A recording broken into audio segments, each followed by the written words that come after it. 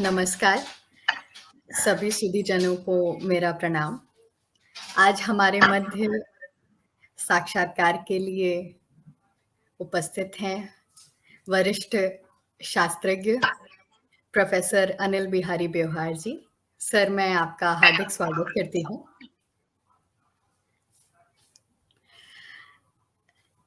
Sir, आपकी पारिवारिक पृष्ठभूमि के बारे में हमें कुछ बताएं। आपका संगीत के क्षेत्र में कैसे आना हुआ?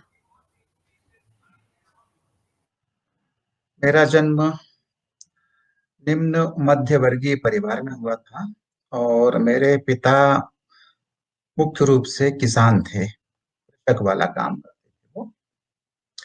और हम लोग 4 भाई और 2 बहनें थे और उन सब में मैं सबसे छोटा। तो ये लगभग बात है 1958 दिसंबर की। उस समय एक्चुअली उसके पहले जुलाई में मेरे पाठशाला में प्रवेश की कोशिश की गई थी, पर वो उस समय के नियम थे कि वो 6 साल के होने के बाद ही प्रवेश होता था पाठशालाओं में। तो मेरा वहां पर औपचारिक तौर पर पाठशाला में नाम लिख नहीं पाया था। जी। तो फिर भी अपने भाइयों के साथ में पाठशाला जाता था। कभी सुबह गया, कभी शाम गया, ऐसे ही, मतलब रेगुलर नहीं, इरेगुलरली। उसी बीच में ये दिसंबर 58 में मुझे स्मॉल पॉक्स हो गया और उसमें करीब हम 2 महीने करीब करीब हम काफी बीमार रहे। मेरी आंखें बंद रही 1 महीने करीब करीब, और उसके बाद आई सेट चली गई। फिर जैसा कि होता है कि लोग हर तरह से कोशिश करते हैं, झाड़ फूक, इलाज, फंडा, डॉक्टर, सबकी कोशिश की। उस बीच में हमारे 3-4 साल लग गए कोशिश करते करते करते। फिर मेरे बड़े भाई जबलपुर में इंजीनियरिंग कोर्स करने गए थे, तो उनको पता लगा कि वहां पर एक ब्लाइंड बच्चों का स्कूल खुला है गवर्नमेंट का। तो उनके द्वारा इनिशिएट करने पर मुझे वहां पर 1962 में मुझे वहां पर प्रवेश दिलाया गया, एक ब्लाइंड स्कूल में जबलपुर में। और फिर मैंने वहां पर 6वीं क्लास तक शिक्षा प्राप्त की। और जैसा कि प्राय सभी ब्लाइंड स्कूल में होता है कि पढ़ाई के अलावा थोड़ी बहुत कुछ उसमें जो ट्रेनिंग है, वोकेशनल ट्रेनिंग, वो भी कराई जाती है। तो हमको वहां पर केनिंग, कुर्सियों की केनिंग, और म्यूजिक। और म्यूजिक में भी कभी कुछ, मतलब ऐसा कुछ नहीं था कि यही करना है। वहाँ सब कुछ अवेलेबल था, जिसको जो करना है तो करते रहो। ऐसे हम हॉबी के तौर पर थोड़ा बहुत म्यूजिक करते रहते थे।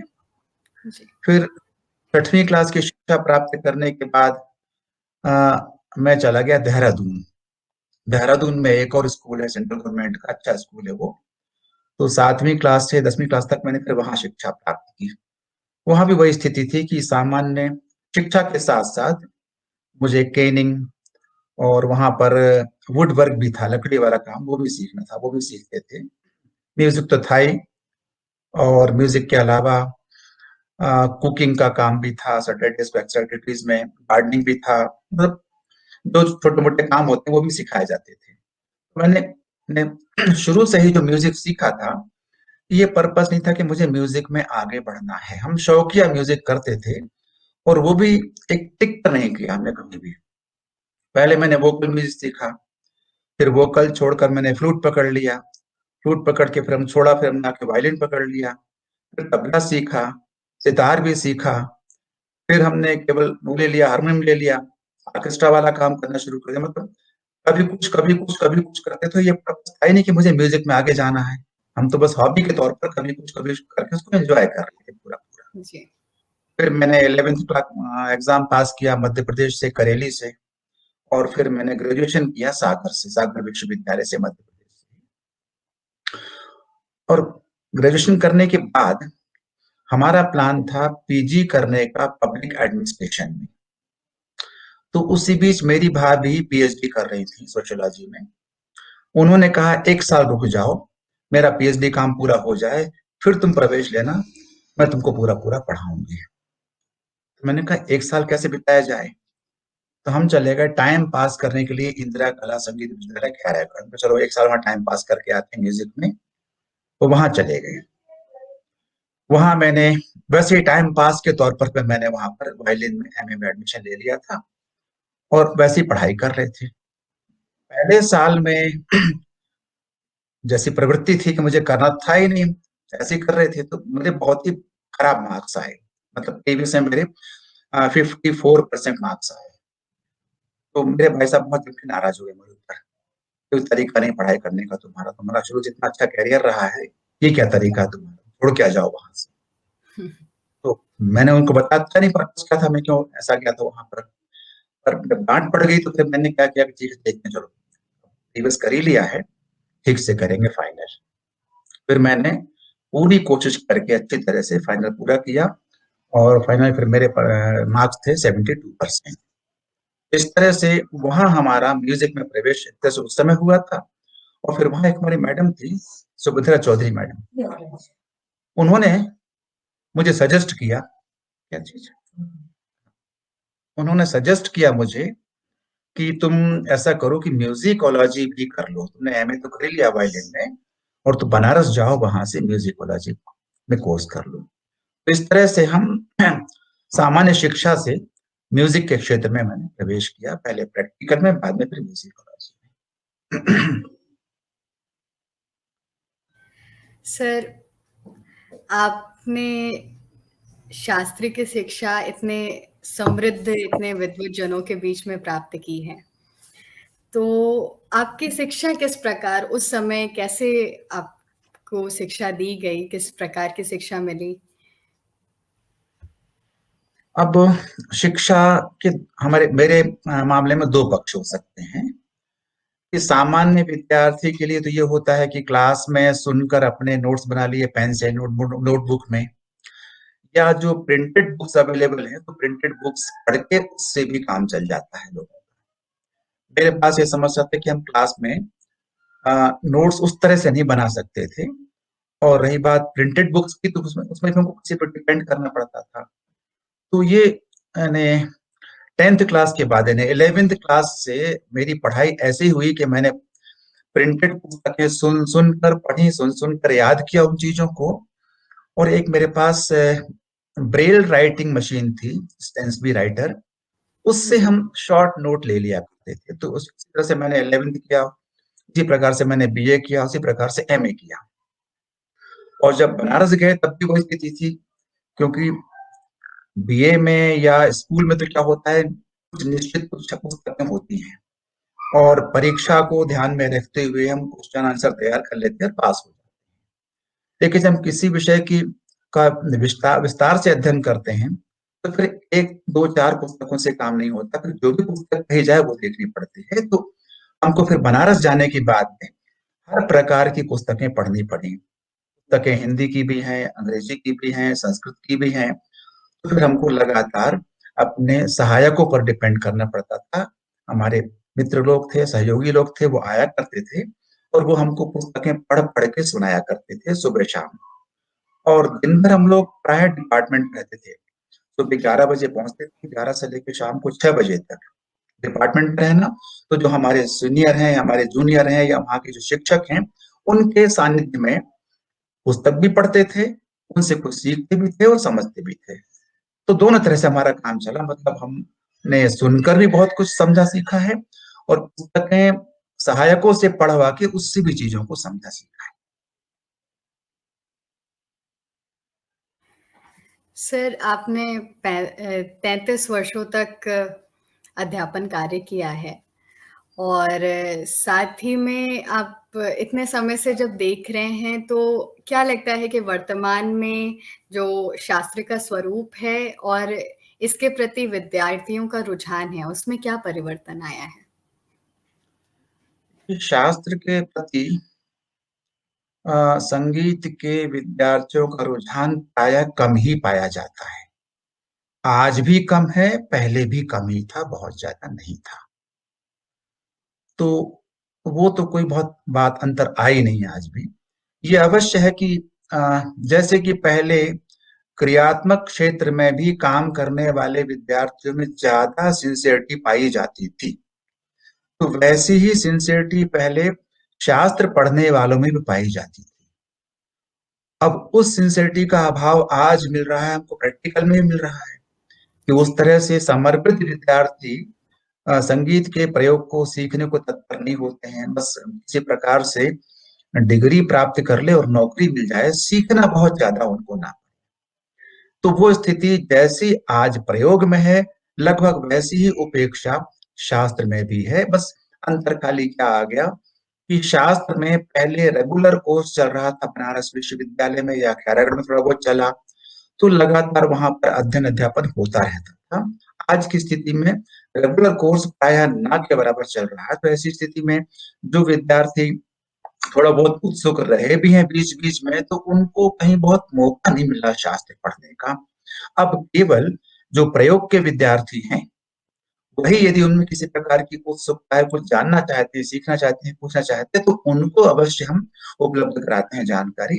पर औपचारिक तौर पर अब ये पाठ्यक्रम लगभग ना के बराबर है। अभी फिलहाल इस वर्ष में औरंगाबाद विश्वविद्यालय ने ये कोर्स शुरू किया है पीजी लेवल पर। देखिए कब तक चल पाता है, कैसा चल पाता सर, विद्यार्थी जीवन में आपकी कोई दिलचस्प घटना, आपके गुरुओं के साथ कोई ऐसा अनुभव जो आप हम सभी से साझा करना चाहते हो? है। अब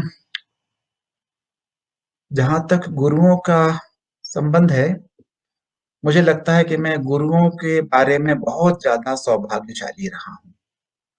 मुझे प्रारंभ से ही बहुत अच्छे गुरु मिले हैं, और गुरु कुछ इस प्रकार के कि जो केवल पाठ्यक्रम पर जोर नहीं देते थे।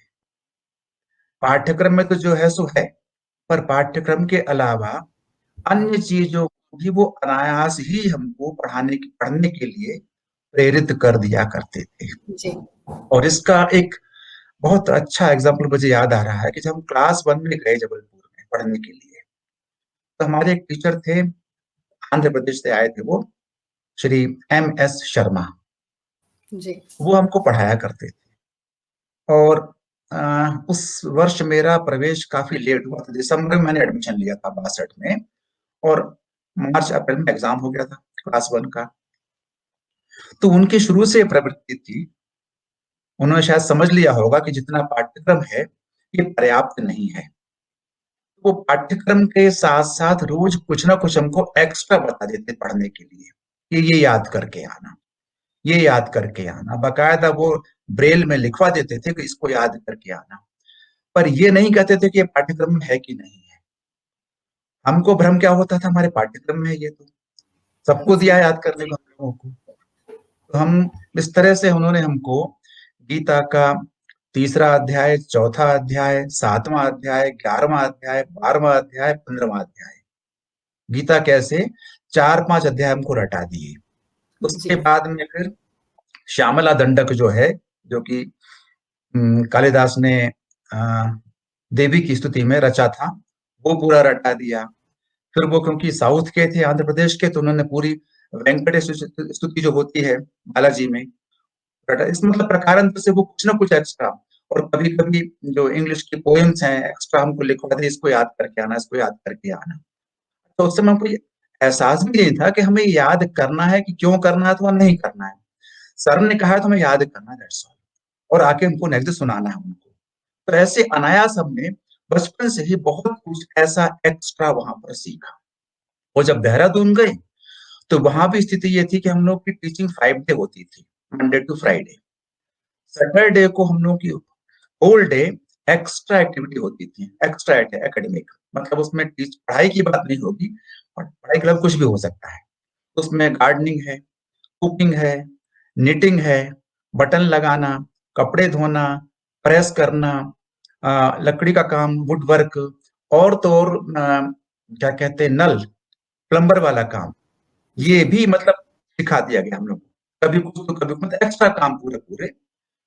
तो एक तरह से ये रहा कि हमको शुरू से जो टीचर मिले हैं ना, आगे भी यही रहा हमारा हाल बनारस जाकर भी, कि बहन जी तो कभी भी पाठ्यक्रम की चिंता ही नहीं करती थी। उनको जो पढ़ाना वो पढ़ाया करती थी, और इसका भेद नहीं होता था कि किसके लिए पढ़ा रहे हैं।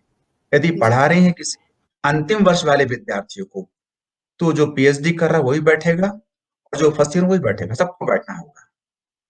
तो इस तरह से प्रकारांतर से हमको जब उनके पास सीखने को मिला, तो क्या हुआ कि जो पाठ्यक्रम का था वो तो पढ़ते थे, पाठ्यक्रम के अलावा हमारे सीनियर जूनियर जो कुछ पढ़ा करते थे, हमको वो भी वहां पर बैठ के सुनना ही पड़ता था। उसके बारे में हम कोई क्वेश्चन नहीं कर सकते थे, क्योंकि निर्देश क्या थे या माहौल ऐसा था कि 11 बजे जाना है और 6 बजे तक डिपार्टमेंट में रहना ही है। तो जब भी बहन जी कुछ पढ़ाएंगे किसी को, सबको वहां पर बैठना, तो उसका हमको बहुत लाभ मिला। जी। सर, आपने मतंकृत बृहदेशी पर बहुत कार्य किया है। तो सर, ये विषय का चयन आपने कैसे किया? कैसे आपके विचार में आया कि इस विषय पर कार्य करना ज़रूरी है, और इतने कह सकते हैं कि गूढ़ विषय पर आपने कार्य किया? तो सर ये बताएँ। विषय ये विषय जो है ना, वास्तव में मैंने नहीं चुना था। क्योंकि जैसी स्थिति होती है एमए करने के बाद विद्यार्थी की, हमारी स्थिति जी, लगभग वही थी। पढ़ना चाह रहे थे, पढ़ते जी, भी थे, सब कुछ करते थे, लेकिन विषय का चयन कैसे करना और क्या विषय लेना और क्या हम कर सकते हैं, वो परखने का सामर्थ्य मेरे अंदर बिल्कुल नहीं।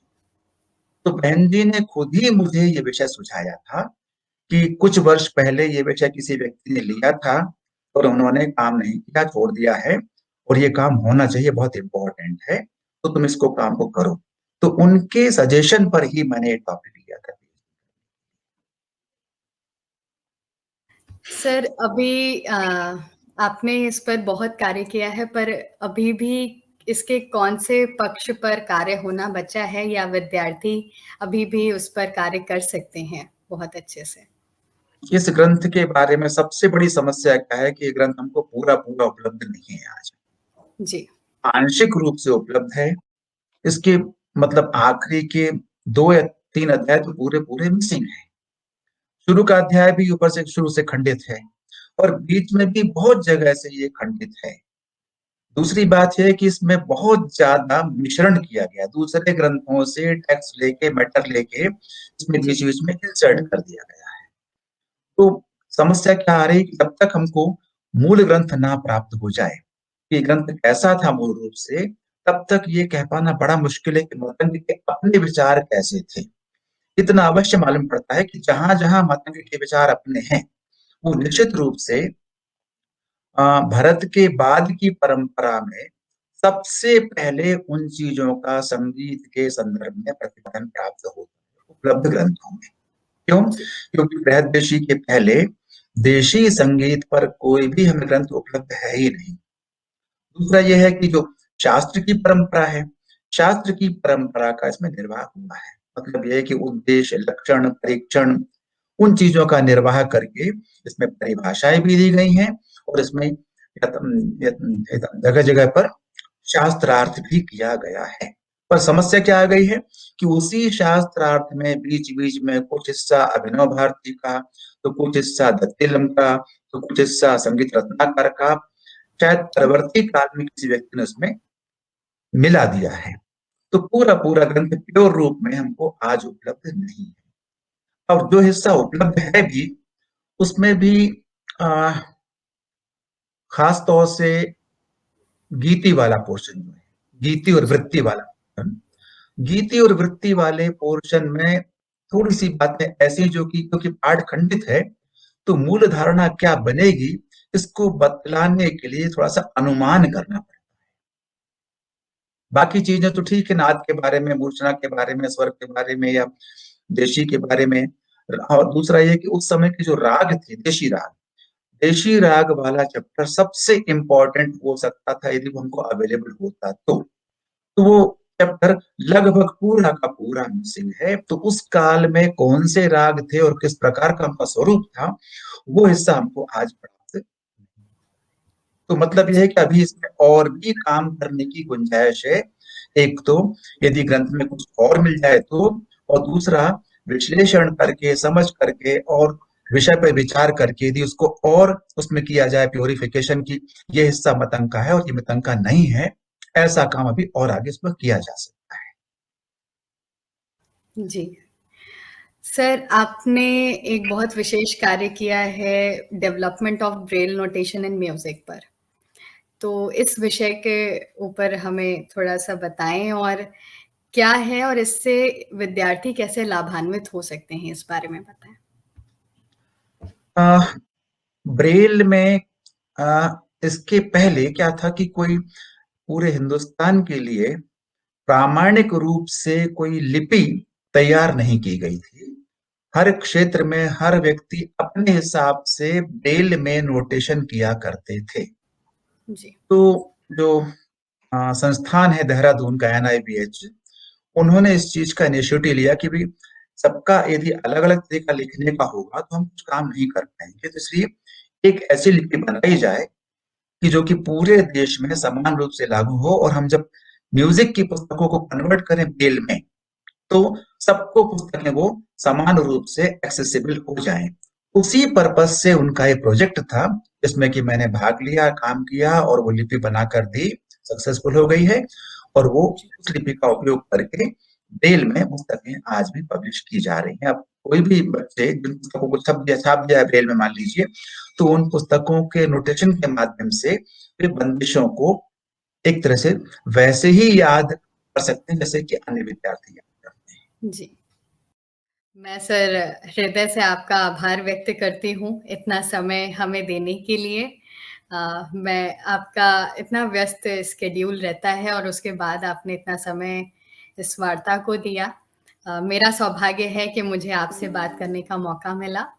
निश्चित रूप से जितने भी विद्यार्थी या जितने भी सुधीजन इस वार्ता को सुनेंगे, वो लाभान्वित होंगे। फिर से सर आपका आशीर्वाद हम आगे भी प्राप्त करते रहेंगे। बहुत-बहुत आभार। धन्यवाद शांभवी जी और सभी को।